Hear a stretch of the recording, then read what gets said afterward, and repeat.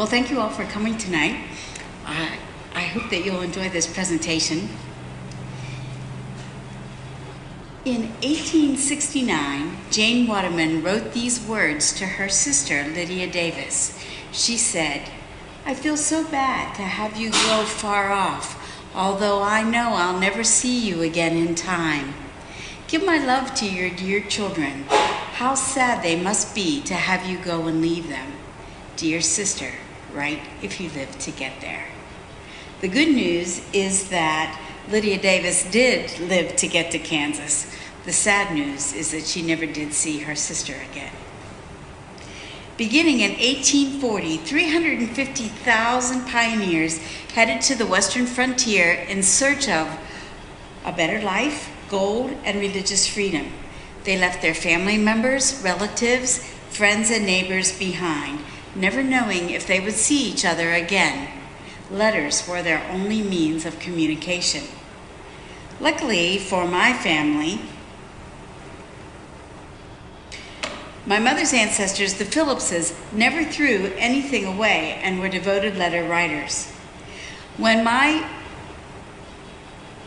grandmother died, my mother inherited a white wooden chest that was filled with family memorabilia, photographs, and over 200 years of letters, dating from 1842 to 1962. The letters tell the story of the Phillips migration from Vermont to western Pennsylvania. They came to Enon Valley in Beaver County.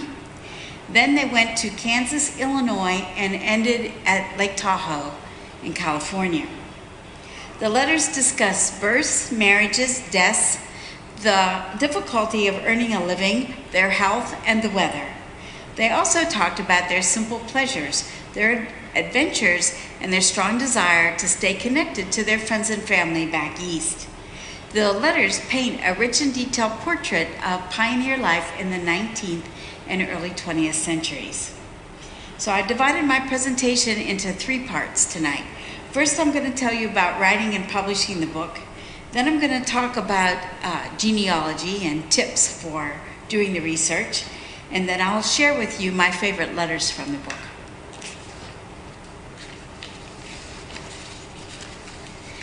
So my mom put this chest on the shelf in her bedroom closet, and she left it there for 30 years while she raised her family. In 1992, I had a business trip to Sacramento, California, and I was able to make a side trip to Placerville. And I found the family obelisk in the cemetery there. And when I came back, I said, "Mom, if you get those letters, if you get that chest out of the closet, and we could organize those letters, I would take you to California and we'll follow them." So over the next year, my mom and I sorted through and organized hundreds of letters chronicling more than a century of the family Phillips history. We took our first trip to California in 1993 and the second one in 1995. Our trips followed a trail of places mentioned in Great Uncle Dan's letters, as well as the places that my grandmother and my great-grandmother had visited in 1907 and 1908. These trips were true adventures because we met relatives that we didn't know we had. We met people who knew of the Phillips family and had either had family or friends who had worked at one of their resorts around Lake Tahoe or who had actually stayed there. And these people brought us photographs. They brought us books about the history of Lake Tahoe that had information about the Phillips family in it. They shared their stories and personal memories of the family.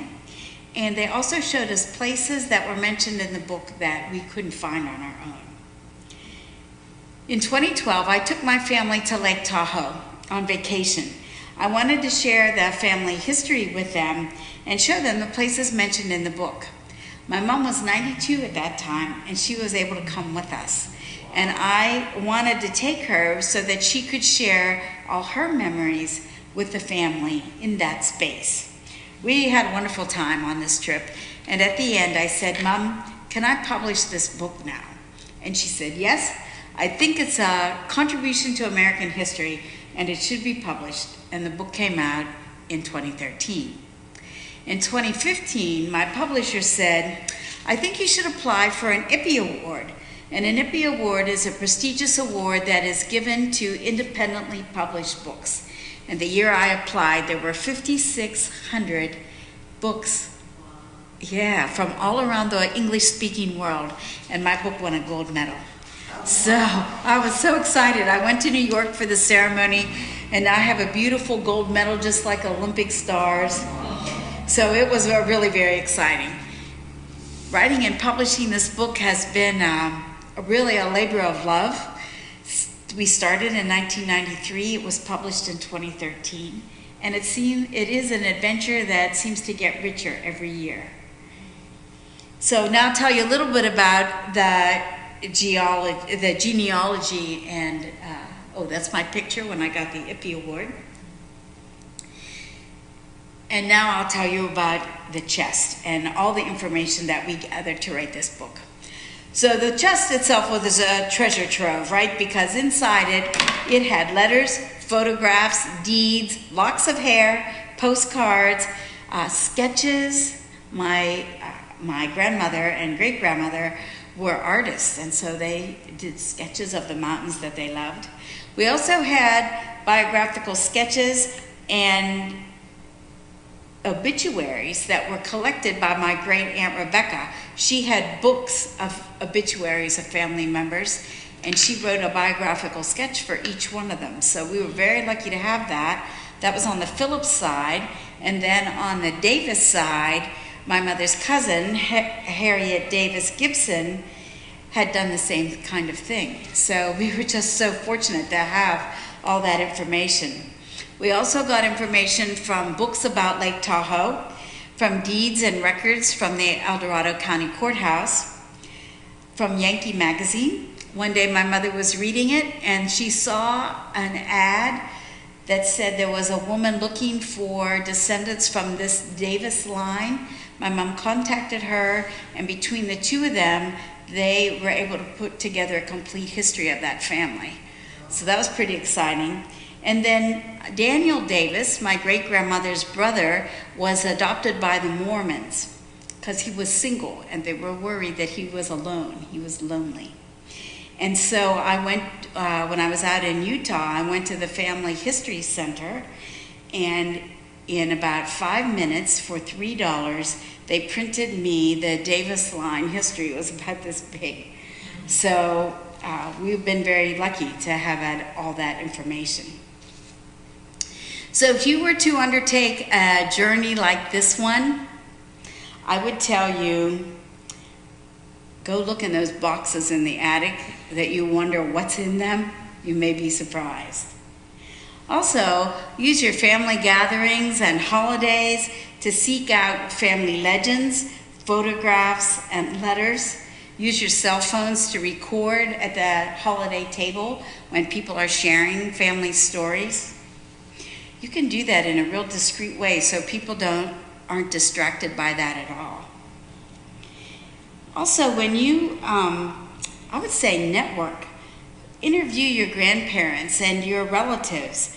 Find out the names of cousins, neighbors, friends, business colleagues, and acquaintances of your family members. You never know who has that nugget that will take you to the next step in your research. And they can add new information and perspectives. Also, Facebook is a great way to search and find out who knows who, make connections. And even just through email. One day I got an email from this woman in California named Kathy, and she said, I read your book. My family has had a cabin in the Sierras right down the road from where Phillips Station, one of the family's resorts, was. I knew your ancestors. I have stories to share with you about them. And now that I'm retired, I'm a historian. How can I help you? Wow.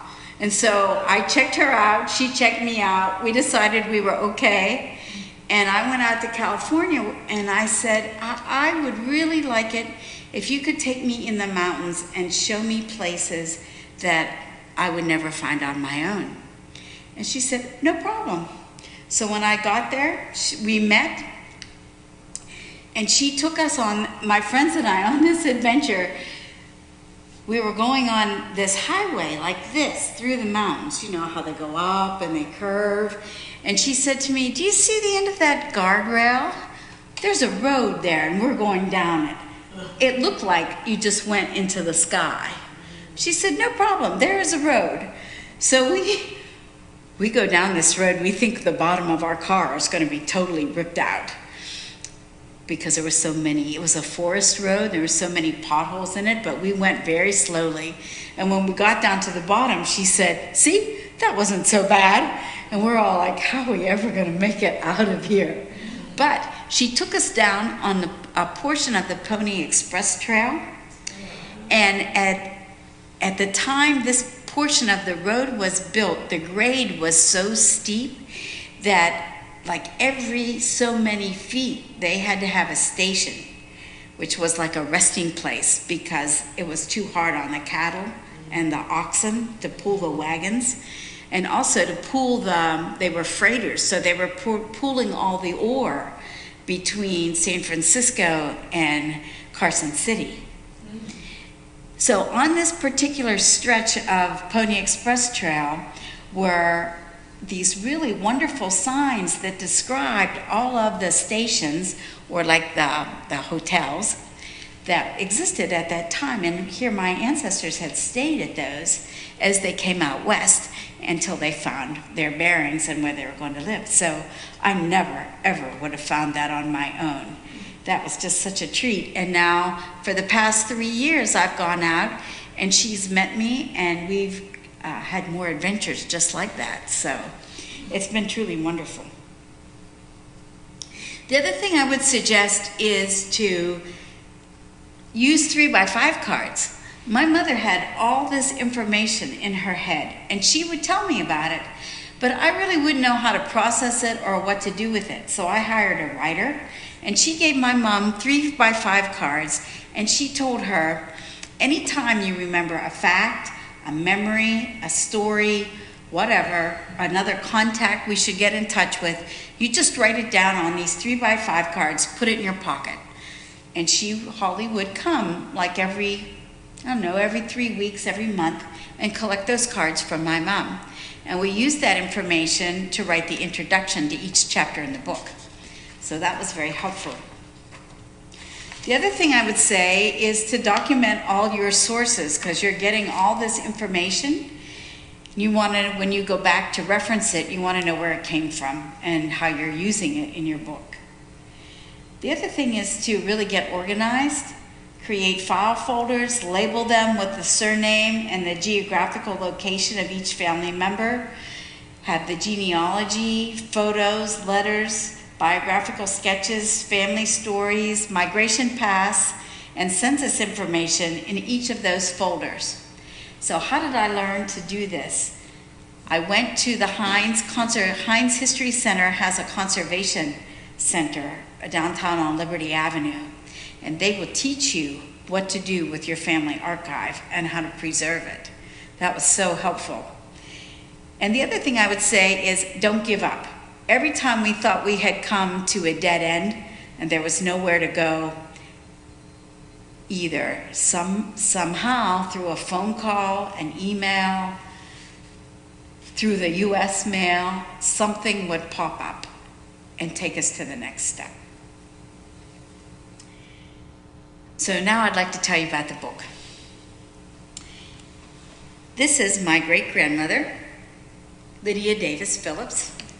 In 1837, Lydia Davis Phillips and her husband, Joseph Meacham Phillips, and their 5 children, 18, 10, 8, 6, and 2 years old, traveled by oxen team from their farm in Vermont to East Moravia, Pennsylvania, which is in Beaver County. The thing that's important to know about that is that oxen cart was filled with all their family belongings, food, tent, so that they actually walked from Vermont to Pennsylvania, even with those little children. So, yeah, That was really something. And we believe that they came from Vermont down to New York and then took the canal system down here to Pennsylvania. They were headed for property near Joseph's brother Stephen, who ran a boatyard at Phillipsburg, which is now Monaco. In East Moravia, that's their homestead, they had 3 more children. And between 1850 and 1868, 6 of the surviving 8 children headed for the western frontier. The first child to go west was JWD. His name was Joseph Wells Davis Phillips, so they called him JWD. He left home in 1850 when he was 23 years old. He went to Quincy, Illinois to work in Uncle Amos's dry goods store. In December 1851, JWD, who was 24 years old, married Mehitable Jane Ball, who was 35. Now, Mehitable Jane divorced her first husband because he favored the South on the issue of slavery, and she was a Yankee. She took back her maiden name, and she had a daughter to that first marriage, Amoret. Marriages in this time, here's the 2 of them. Marriages in this time often arose out of a sense of congeniality and the conviction that it took both a man and a woman to do the work of the frontier. I think that this was true between JWD and Mehitable Jane, because he went there in 1850, they got married in 1851, and immediately after their wedding, they sailed on the ship, the Northern Light, around Cape Horn at the tip of South America and arrived in San Francisco in January 1852. So that trip on the boat took 1 month. Now this was a very hazardous trip because the boat caught on fire. So they all thought they were goners. They were all lined up on the edge of the boat holding hands, waiting to jump into the water, when at the last minute the fire was put out and the boat continued safely to San Francisco. How would you like that as your honeymoon? JWD and Mehitable Jane first settled in Nevada City. Now this is what it looks like today, but at that time, it was the peak of the gold rush, and Nevada City had more than 8,000 miners living in it. So they opened the Keystone Hotel, like a boarding house for the miners, and they could also offer them laundry service and food, the essentials that all miners needed. JWD became the superintendent of the United States Mining Company, and he was one of the first to introduce water pumps for mining. He also ran for state legislature twice and lost both times by a narrow margin. In the end, he chose to be a cattle rancher. He and Mehitable Jane had 2 daughters, Sierra Nevada, known as Vade, we'll hear more about her later, and Ida. In 1868, Alden wrote, "It looks as if we were bound to be scattered all over creation, or at least all over the United States." And he was right. Charles settled in Kansas, Lydia Mariah and Amoret in Illinois, JWD, Alden, and Charles in California, and Lydia Davis, my great-grandmother, and her 2 daughters, Relief and Mary, remained in western Pennsylvania and settled in Enon Valley, Elwood City, Newcastle, and Swissvale. What I think is remarkable is that across thousands of miles and multiple generations, these people stayed in contact through letters. Now, I told you one of the children's name was Relief. You might wonder about that name. The story goes that the family was in a fort in New England. The mother was delivering a baby as it was besieged by Indians. Bad timing, right? The cavalry came at just the right time and saved the fort from the Indians. And to show appreciation, that family named the baby Relief. And that name was in my mother's family until my great aunt. So, I think that's interesting. Well, now let me tell you a little bit about the letters. The letters were fragile. They were written in ink and pencil. Responses were often written along the sides of in the margins of the letter, or even written on top of the original letter, because paper was at such a premium. My mother used a magnifying glass and copied more than 200 letters onto yellow legal pads, and I typed them. So that was a major dedication that we had, and every weekend that's what we did. Yeah. So now I'd like to share with you some of my favorite letters from the book. This is a letter from Kate Morton to Mary Phillips, my great-grandmother, August 20th, 1868.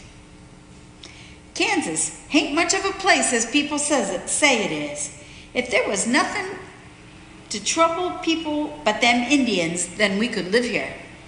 The first thing that come was them great big worms. They very near ate up the potatoes, and when they left, the bugs came. They ate what they wanted, and they left the rest for us. They kept me and Leaf in the potato patch all day long. You bet we smashed the livers out of those worms. There is nothing in Kansas but grasshoppers and Indians. This letter is in 1868 from Alden to his sister Relief. There is a great excitement about some new silver mines that have been struck in the eastern part of the state of Nevada. They go by the name of White Pine. There is a great rush to get there. I've got a good offer to go to start in February or March, so as to get there before the spring rush sets in. It's very cold there in the winter time. That's one reason I do not like the trip, and another is the scarceness of water and feed on the way. I will have 2 mules and a load of provisions. There will be 1 man with me. We are to go on a prospecting expedition. He did go, and this is what the mines look like there at White Pine. Sometimes they share gossip with each other. And so this is a letter from Relief Fields back here in Enon Valley to her sister, Mary Phillips, in California, 1869. Cyrus heard yesterday that they were going to tar and feather Jim Thompson at Newport for keeping bad women. He has to learn. He's at his father's now. Some say he's married, some say he's not. So when I read this letter, I was really quite surprised that they tarred and feathered people here, right here, over there in Beaver County. So I wonder, do you know what they did to people when they tarred and feathered them? This was a medieval punishment, actually, and it was used in earlier times to punish people who were political adversaries, not following the law, not behaving as one should. So in this case, Jim Thompson was hanging out with bad women. So what they would do is they would capture the man and they would put hot tar on him that would immediately cause severe burns. And then they would throw him in chicken feathers so that from his neck, down to his waist, and sometimes even down to his feet, the person was covered in chicken feathers, and then they would parade him through the town.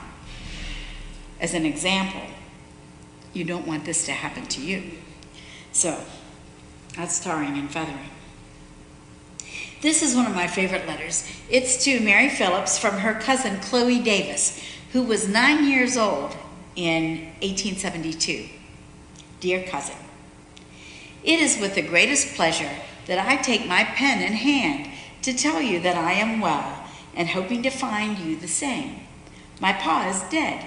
He died the 22nd of March at 3:30 in the night. Dear cousin, I must tell you that we milk 18 cows. My little sister Mary Jane is the sweetest girl you ever saw.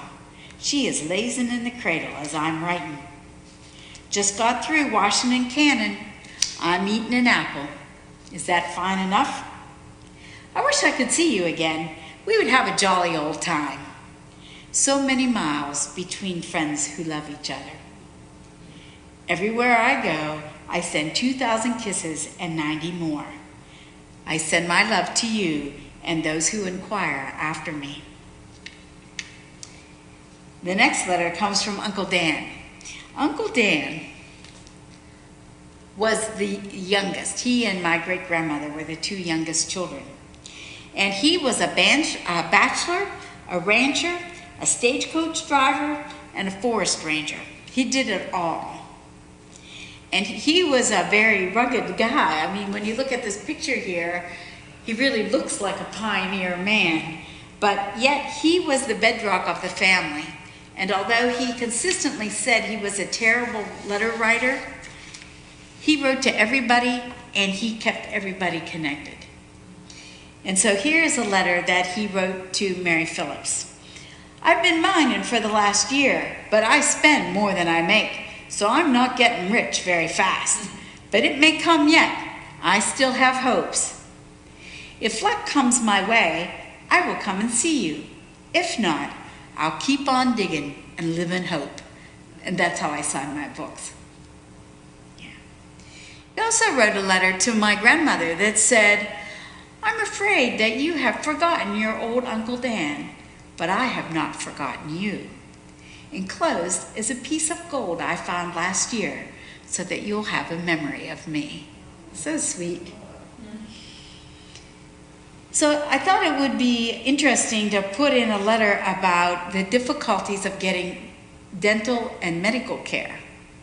So this is from Relief here in Enon Valley to her mother, Lydia Davis, in 1869. We are in usual health. I have been troubled with a toothache this winter until last Wednesday. There was a dentist came along and extracted the 2 wisdom teeth in my underjaw. I did not know, but he would unhinge the whole jaw. He was so rough and pulled my ears and through my mouth. He did not charge anything for the drawing, but he filled 3 and had 75 cents apiece. Wow. This is a letter from William McConaughey to Mary Phillips, and he was an oil driller. He says, oil drillers make $6 a day. It is 6 miles from town on a desert. They work all week, then they go to town and spend every cent. The saloons make all the money out here. They are busy all the time. Yeah. Now, these are the Phillips women.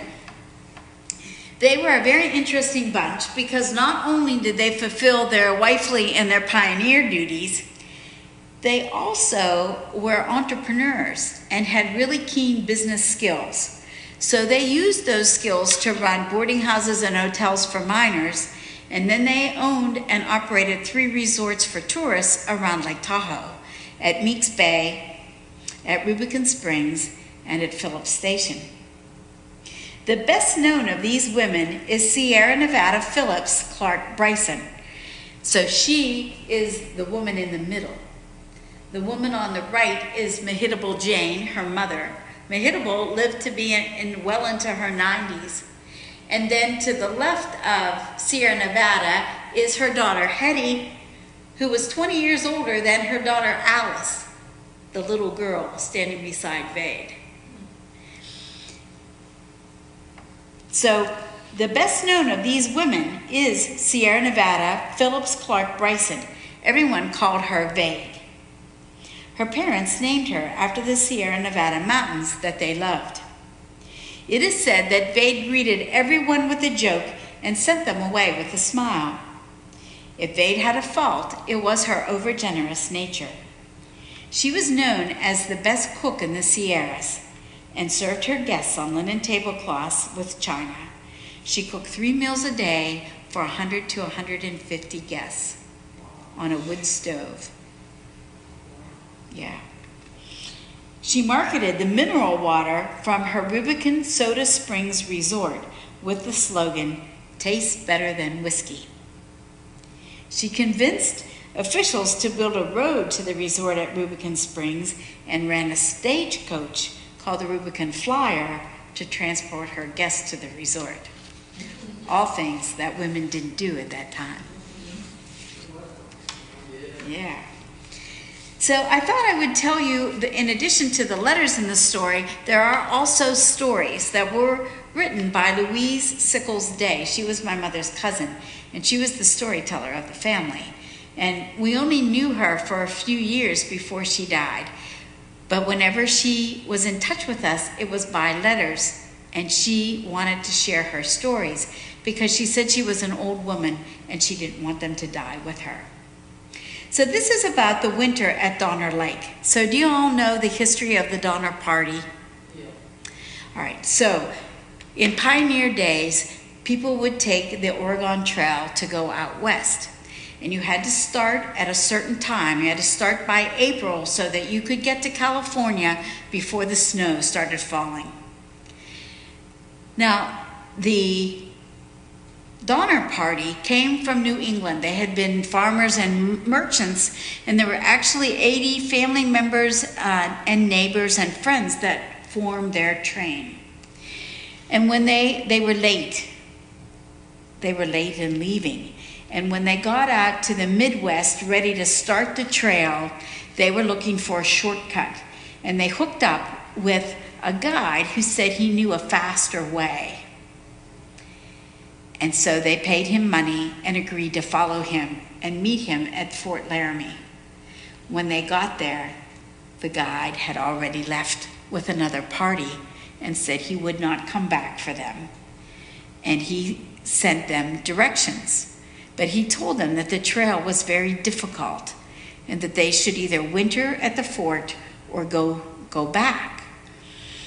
But their leader decided they would move forward.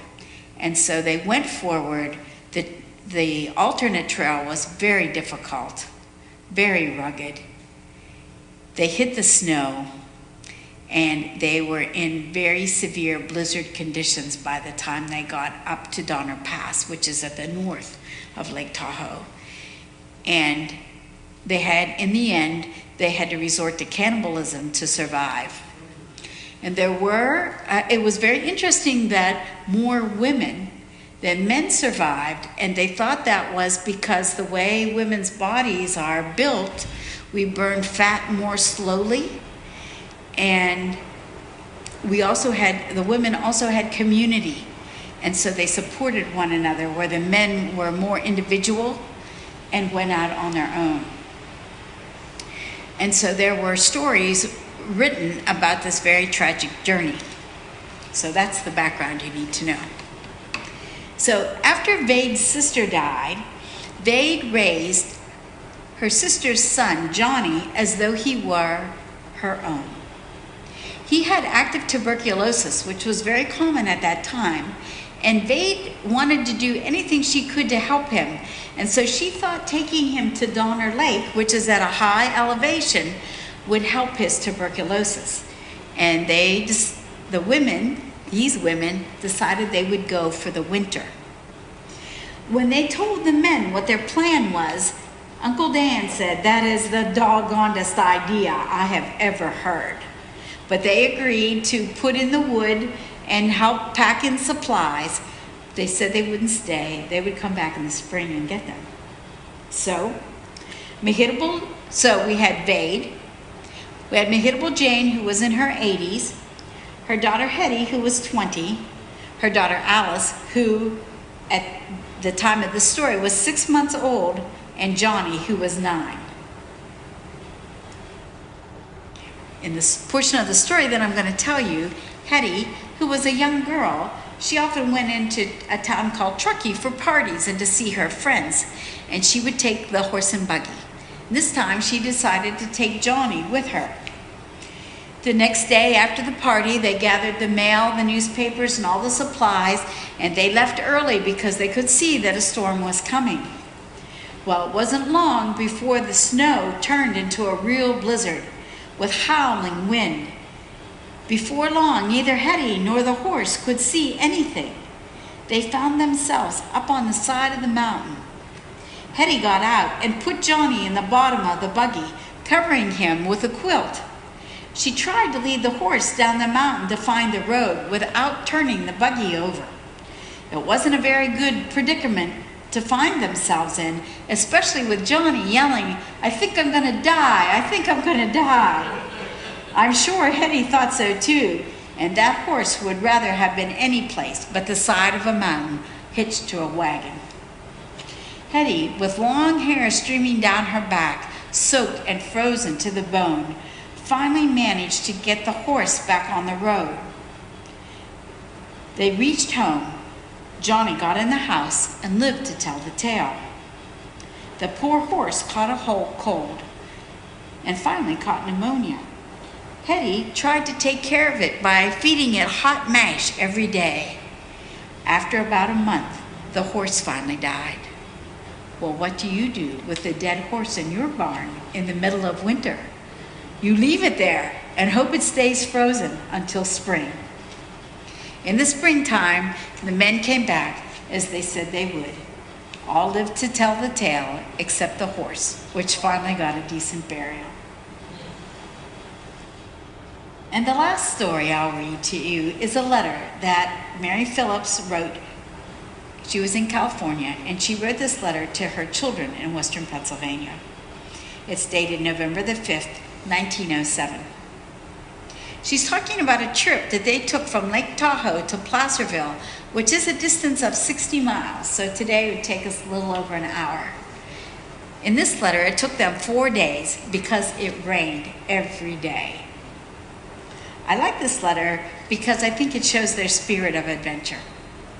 The letter begins, "We left this land of sleet and snow Friday the 25th of October and arrived at the land of sunshine and flowers on Tuesday the 29th. We started in such a hurry we forgot our candles and provisions, except for a few baked beans and some fried bear meat. In a strange place, in the dark, trying to get something to eat, you can imagine how we looked. Vade would light a stick from the fire outside. By the time she got in, the fire would be out. I stumbled on a can of lard, and I told Vade we'd soon have light. I took a piece of cloth off an old apron I had on and tied a stone in it and put it in the pan of lard and set fire to it. Vade said the light of it would make an electric light ashamed of itself. The next morning, Sunday, was pleasant when we started, but soon it began to rain, and it rained all day. Sometimes we were below the clouds, in the clouds, and above the clouds. It was a grand sight to be above the clouds. The cow had a calf during the night. The next morning, the calf ran along with the cow for quite a while. Then it gave out. Jim was driving a spring wagon with a box hitched on behind with a black pig in it weighing 150 pounds. Above that was a coop of chickens. On top of that was our can of lard, packed meat, carpets, rugs, and a little of everything. They put the calf in with the pig. We watched the calf and the pig. Sometimes the calf would be under the pig. Then we'd have to call Jim, and he would get out and fix them up. Vade said she never enjoyed herself so much in her life as she did on that trip. We laughed till our sides were sore. Yeah, simple pleasures. In 1907, Mary Phillips wrote, "I'm proud of my family so far, and my mom and I were too. The Phillips took big risks for a better life. They showed considerable courage and curiosity. They dealt what life handed them with resilience in the face of many hardships and tragedies. In spite of that, they were happy, they enjoyed their life, and they enjoyed each other. I hope you enjoyed this glimpse into the experience of the Phillips pioneers. Maybe it will inspire you to delve into your family's history, where you might find common themes and unexpected truths in the unique voices of your forebears." Thank you.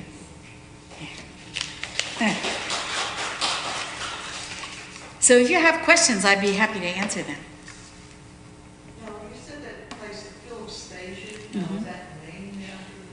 It was. So JWD was a cattle rancher. And there's a place out there called Luther Pass. And at Luther Pass, there's a place called Grass Lake. And in the wintertime, it's very high elevation. They have to close the pass because there's so much snow in this giant meadow. As the spring comes, the snow melts, and it is a giant meadow, but with pools of water in it with lily pads. And so it was a great place to keep the cattle because not only did they have plenty to eat, but they had water. The Indians told JWD that winters were very severe there and he had better not stay.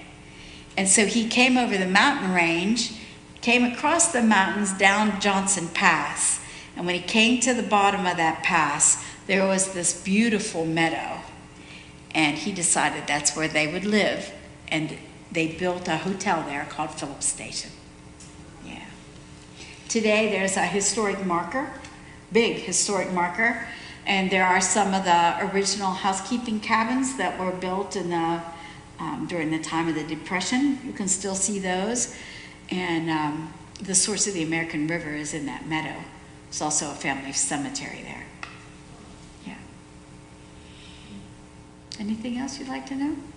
Now, what city would that be near the Phillips Station? It's not really, it's really in the mountains. And so it's about an hour and a half from Placerville, and it's about maybe an hour and 15 minutes from South Lake Tahoe. Yeah. Mm-hmm. Did the letters in your collection have the envelopes with them too? Some. Was there any interesting, like any of them Pony Express or anything? Some of the letters, they would just have the person's name and the place where they thought they lived. Like it would say Eden Valley, nothing else. And so it's amazing that any of the mail got through because it was so nondescript. Now, in the letters, they wrote a lot about how to address them so that they would be found. That was interesting. And there is a very interesting story about a man named Snowshoe Thompson. And Snowshoe Thompson was a Norwegian immigrant. He came to the States when he was about 9 years old, and his family had settled out in Wisconsin. And through a series of moves, he ended up in the Sacramento Valley, where he tried his hand at mining and ranching. He didn't like either. He kept looking at the mountains, and he really was trying to figure out what to do with his life when he saw an ad in the Sacramento Bee that said, "People lost to the world. The High Sierras need a postman."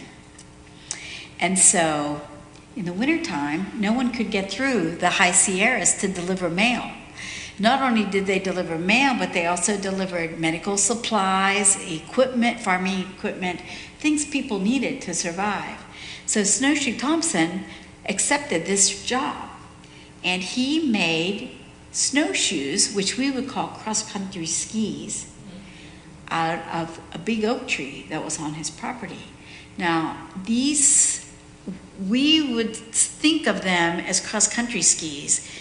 They were like very, very long, and they weighed like 25 pounds a piece. They were huge and heavy. And he could ski from Placerville to Genoa in Nevada in about 4 days, all uphill, and 3 days back downhill. He never used a map. He guided himself by the snow, by animal tracks, by the moon. And he rescued many people. There's many stories about how he saved people's lives in the mountain. My family really liked Snowshoe Thompson, and they were very good friends. When he would come to visit them, he would put the kids in his mail pouch and ski down the mountain with them. They thought that was great. The interesting thing to know about that is the U.S. Postal Service promised that they would pay him. He did that for 20 years. He was the only contact the states, that's us, had with the Sierra Nevadas. They never paid him a cent. Never. Even though he went to Washington, D.C., he had people, intervene on his behalf. The government never paid him, and neither did the state of Nevada or California. He had a ranch. So for the rest of the seasons, he ran his ranch. And that's how he lived with his wife and one son. But I always think that's such an interesting story, but they never paid him a thing. And so just to finish that, when my family and I went out there, we wanted to go and see Snowshoe Thompson's grave. And we were in this town in Genoa. It's about not even as big as this room. It's one intersection. We're standing there trying to figure out which way the cemetery was when this big buck ran right down the main street, right in front of us, disappeared into the field right in the middle of the afternoon. We thought that was really curious. And so we went down to the cemetery, and there, under a tree, right by Snowshoe's grave, was that buck. And he sat there the whole time we were there taking pictures. He let us take pictures of him. And we just said, Snowshoe has come to visit us. So we thought that was really a unique experience that we had. That's a very long answer, but. Now, is that his formal name, Snowshoe? His name was John Thompson, but they called him Snowshoe because that was his claim to fame. His snowshoes that he used to deliver the mail. Now, out there, isn't there something that's considered snowshoe out there? Ski or area or whatever, snowshoe or a city called snowshoe? I'm not sure about that. Yeah.